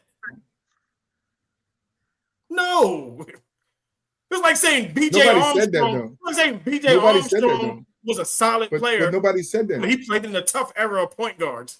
My point was that no matter what, my point is that Kenyon Martin was a good player playing in a very populated position at that time, playing against the Dirks, the Tim Duncans. Again, what I'm saying is that personally or something. What? You know Kenyon Martin personally or something? No. Do you guys have personal problems against him or something? Of course I do. Nigga, I'm a Warrior fan. What the fuck? You even ask me that question. Nigga, you know that. You know that. On your team too many fucking times. So gave you CTE like Antonio Brown? First of all, I played football. I already had CTE, so he's already had CTE. This nigga said, "I already had it. It's gone now. It can't touch me no more." Y'all be different from mine because y'all know I don't get no fuck. Like I don't know none of them niggas personally. I just call it how I see it. I think Kenyon Martin was a good player. Fuck James. I don't think he's a good player and an all-star, two totally different things. No, I don't think he was good. Sorry. My point is that it's okay. My point is he played in a very tough era of basketball where people like him will get overlooked. I'm not saying that he should have got overlooked. He's overlookable. Oh, man. Oh, I understand. Oh my God. You know what I'm saying? He was the. We're rarely on the same page, but I understand. Man, thank you for like, what are we supposed? What am I supposed to do with this? Like, call this man trash. I'm still all 200 players, all 200. All right, all 200. I don't know. Then you're gonna be like, oh, well, he hurt his leg, and this that. He still played. Give me Kenyon. But that doesn't mean that he's coming back the same. We had this with injuries, and we know you and Mulich don't care about injuries. Then don't argue with me about him. Why can't he? But that's a part of the game. No, it's not part of the game. Yes, it is. Injuries, it's all part of the game. His leg didn't stay broken. You can't argue with me that he's an all-star player. Hey, you know what Derrick Rose did? Cheers shit. He would have been better. If fucking Tracy McGrady didn't deal with all those injuries, he would have been better. That's the sentiment around them. That's the sentiment around them. That is the sentiment around them. And that's a stupid sentiment. And I stand on that. And I still stand on that. Injuries derail players' careers. Injuries derail players' careers. So it has to be a part of it. What are we talking about? It doesn't. Injuries derail his career because he sucks. What did Odin ever? What is his fucking name? The fucker that sat on the bench for all those years. Was that not injuries that fucking derailed his career? And he was ass. No, how would you know that? How would we fucking know that? Did he play? Because the injury stopped him. So Chris Bosh was ass when he got blood clots. He couldn't play no more. Did he play? Chris Bosh is ass because he got blood clots. He couldn't play no more. Was Chris Bosh an all-star, an all-NBA player before that? He could have been. He was. He wasn't. He was. He was though. So his case is valid. That season. He was. That season. He was. Then what happens after? Does he come back? He was. He was supposed to run the Heat. Did he get a chance to? He was. No, right? Injuries derailed that shit, right? Injuries derailed that shit, right? No sense. Injuries derailed that shit. It makes all the sense. Was he an all-star and all-NBA player before he got hurt? What are you talking about here? Was he an all-star and all-NBA player before he got hurt? I don't care. I don't care. Was he an all-star and all-NBA player before he got hurt? My point stays the same. It's not about. My point was not about all-stars. My point is about injuries derailing players' careers. If you want to change the conversation out, go to fuck ahead. I'm not changing it. I'm going to stay to my point. Injuries is a part of the game, and they derail players' career. Then you can't tell me. So then you can't say he was. You cannot say he was an all-star player if he never made it and then bring He up said injury. he had all-star years. That's all. He could have made the all-star team a couple of years. And nothing's wrong with that because he was the focal point of the Nets getting one of the focal points, if not the focal point, to the Nets making the finals 2 years in a row. And then what did I say? I said after he left the Nets, and that's all. He said a couple of years. What was my next statement? Oh, you don't deserve to be in no conversation with them. You can't compare to them when nobody fucking comparing them. Nobody was comparing him. He said he played in a tough power forward league. That's comparing him. No, it's not. Were you comparing him, Bua? So what's the point of bringing up? Did I miss something, Bua? I didn't compare no player. Thank you, Bua. I thought I fucking missed something. I thought I missed something here. I thought I missed something here. So what's the point of bringing up the power forwards then? Because I'm saying how easy it is to forget about players like Kenyon Martin. He was a good player. Because he's forgettable. It's easy to forget about somebody when you suck. All right. Yo, what is it to remember about Kenyon Martin? To enlighten me. What is there to remember about Kenyon Martin? Nothing. I can't enlighten you. I know you know you're not impressed. I get it. I'm trying to figure out. I'm telling me this. When we have debates, that's you're supposed to give me facts and be like, oh, I didn't know that. Because I'm not ranking him and I'm not trying to put him in no. I'm just saying, like at the end of the day, Kenyon Martin was a good player. He had it like far as personality in the early 2000s, he was one of the more popular players too. Like I'm not finna sit here and act like I didn't know who the fuck Kenyon Martin was. Y'all saying like y'all didn't know who he was because y'all don't like him, or whatever. But I know who Kenyon. See, popular. See, the thing about it is, you just said he gets lost, but then he was popular. Those two things. He gets lost because players at his position were extremely much better. We get that. That's my whole point. Yeah, but you're saying. But what I'm saying is that I'm a basketball fan. I can't help but remember Kenyon Martin. I remember Kenyon Martin. I know all about Kenyon Martin. That's all I'm saying. Just because I have a different opinion on what he was than you doesn't mean I don't know who he is. I know what he was. I'm not calling him nothing more than what he was. I said he was a player. That's what I said. This nigga Mullins has been screaming his ass the whole night. And Mel said it too. Don't let Mel get away with it. Mel said he was trash too. Yeah, if you're going to compare, I said nobody was comparing him. We cleaned that up already. Nobody compared them. You took it as a comparison when it wasn't. If we're going to talk about the Tim Duncan, the Kevin Garnett, and the rest of them niggas that he had to play against, the Chris Webbers, no, he is ass. No, he's not ass. He's not as good as them. How the fuck is you ass? Just because you're not better than somebody. Yeah, that shit is crazy. That shit wild as hell. That shit is crazy. He's still so after the Nets. Team still wanted him, but he was ass. One team wanted him. What are you talking about? He got hurt in Denver, didn't he? That's what he got hurt at, I think. Yeah, I heard what you said. I have been screaming he's ass this whole time because he was. What the fuck? The nigga was trash, bro. I don't care. He is not better than Draymond Green. We're not gonna sit up here and act like what he did was astounding or was memorable or any way, shape, or form. No, it was memorable. It was memorable. You chatting now, to who? Moo is chatting, bro. To who? A fan of the 2000 to the basketball fans, nigga. To basketball fans. Basketball fans. Because I don't hear nobody bring up Kenyon Martin name in any basketball conversation that's relevant. So stop that right now. If Kenyon Martin was because the only basketball conversations we have is about the greats of the greats, and Kenyon don't fit in there. Nobody's saying he does. Well, there you go. Doesn't mean he's trash. Trash. Nigga, Only ones that matter are the greats of the greats. Crazy, bro. So that ain't how that ain't that's not how we view sports, gang. Come on, man. Knock it off. That's these the two, I don't know. They've been singing different tunes lately, boo out. These two been singing different tunes lately, boo out. I sing the same tune every time. These niggas rapping. What conversations ever warrant Kenyon Martin ever being in them?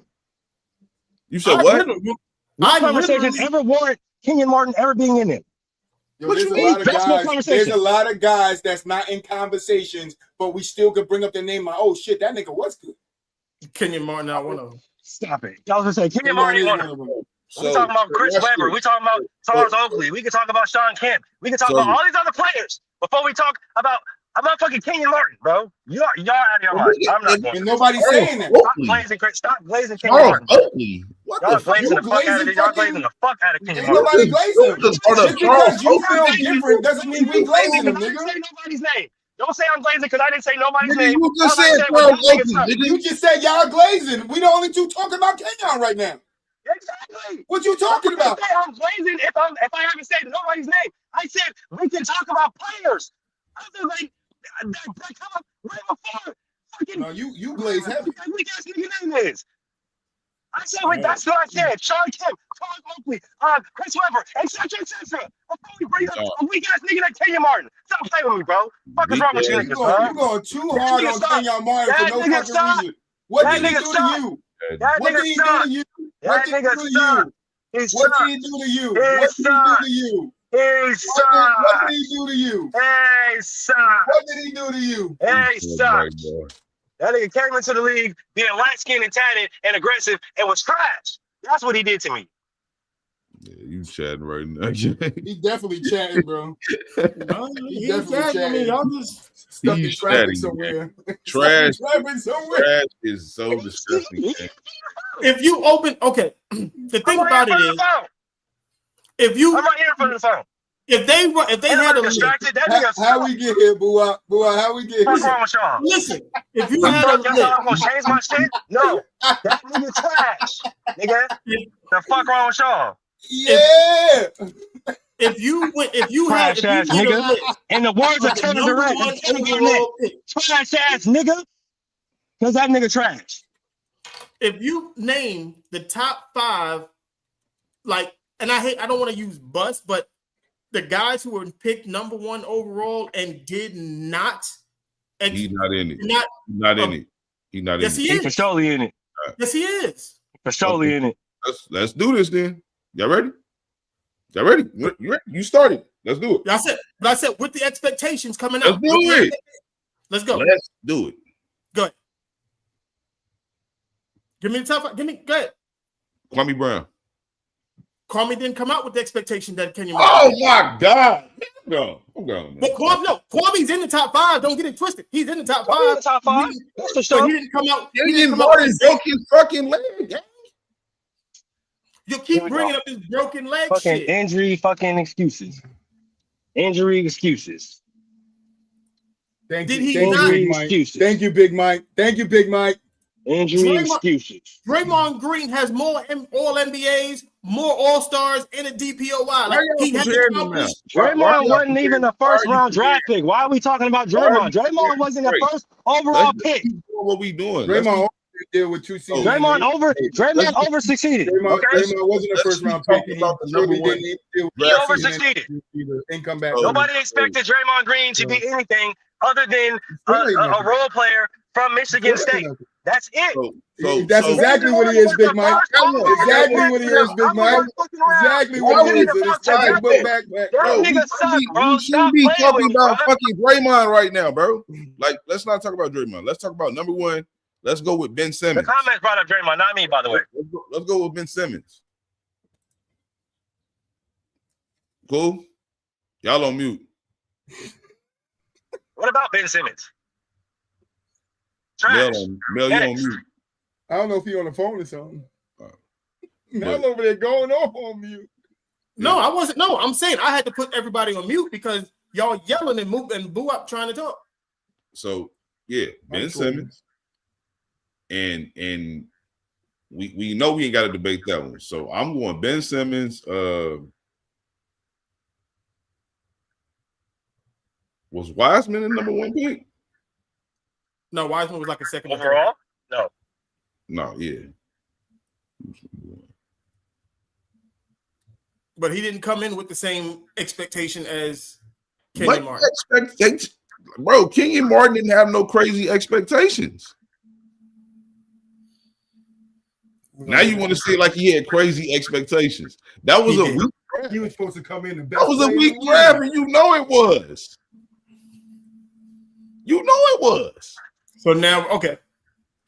weak draft with a weak nigga leaving. Come on, let's talk about it. All I heard was Ben Simmons, and that nigga sucked too. What about Anthony Bennett?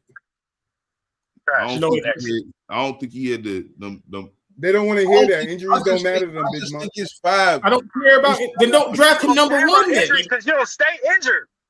Did they still draft him number one? I'm just trying to figure this shit out. 2 leg injuries he's talking about came with him in the NBA already. The 2 he's talking about came in the NBA, if I'm not mistaken. The first one happened when he was in college. The first injury happened when he was in college. But then that tells you what he is. He still went number 1. Season-ending injury is still with number 1. So then the injuries don't matter then. So we're gonna hold injuries do matter. We're gonna hold him to the same fucking standard.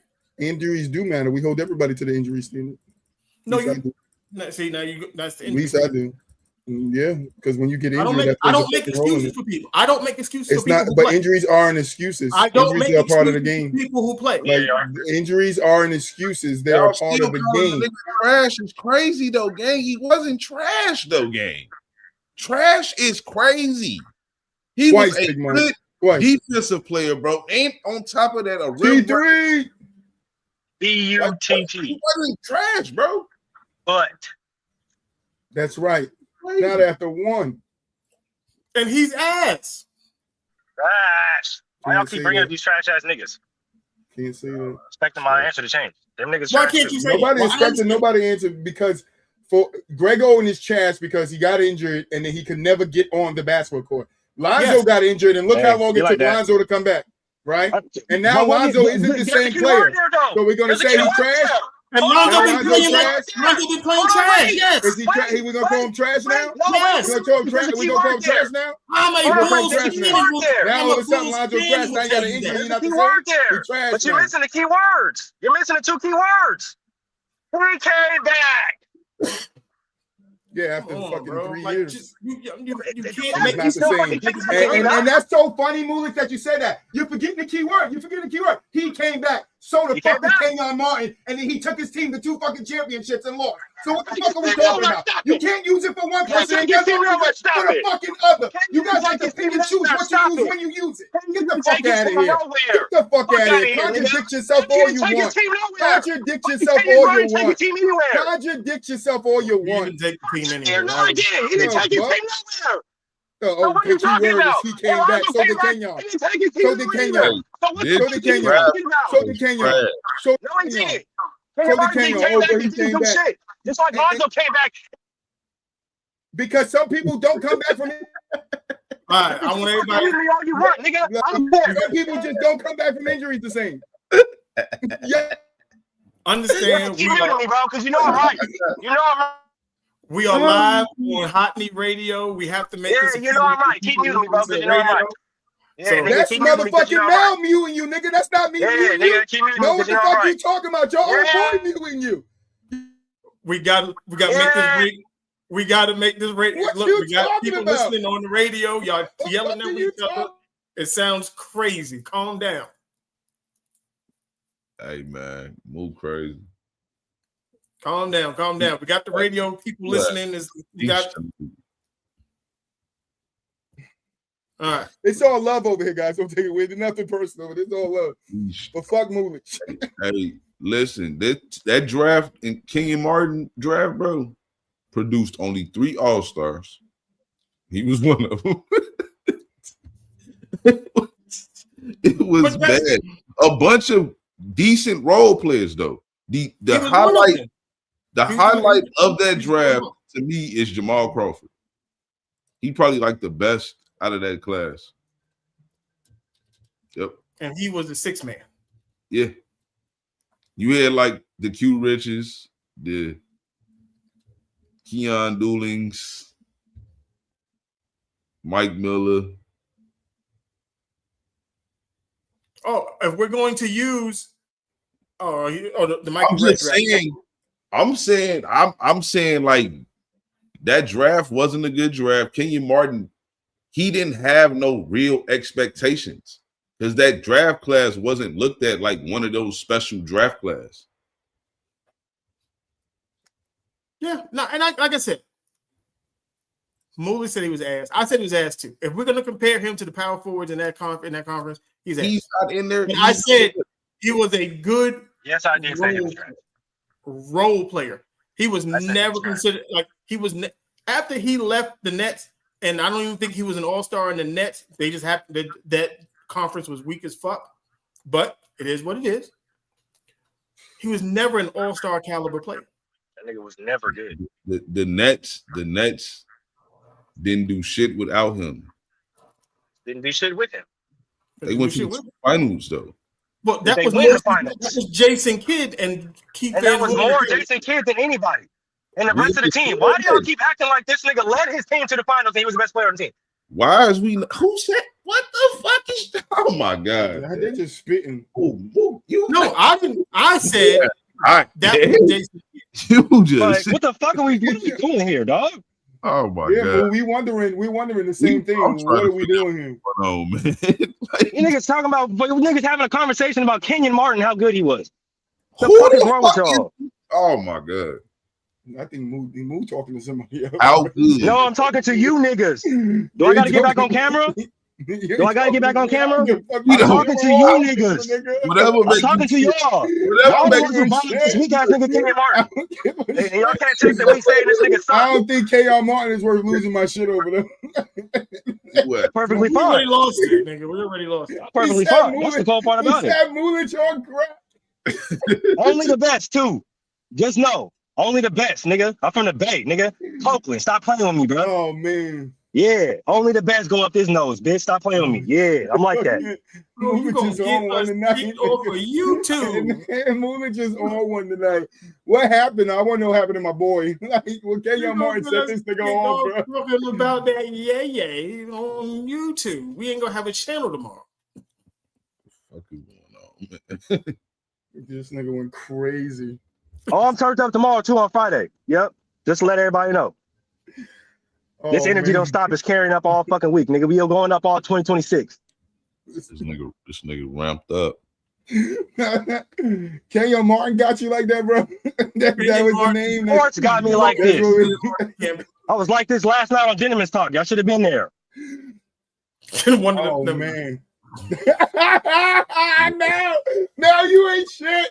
Now you ain't shit, nigga. You ain't shit, man. Mel ain't shit. I just want y'all to know Mel ain't shit. Ain't shit. Boo Wop and Moolich don't have a fucking clue. But Mel ain't shit. Put the notebook down, bro. You ain't shit, bro.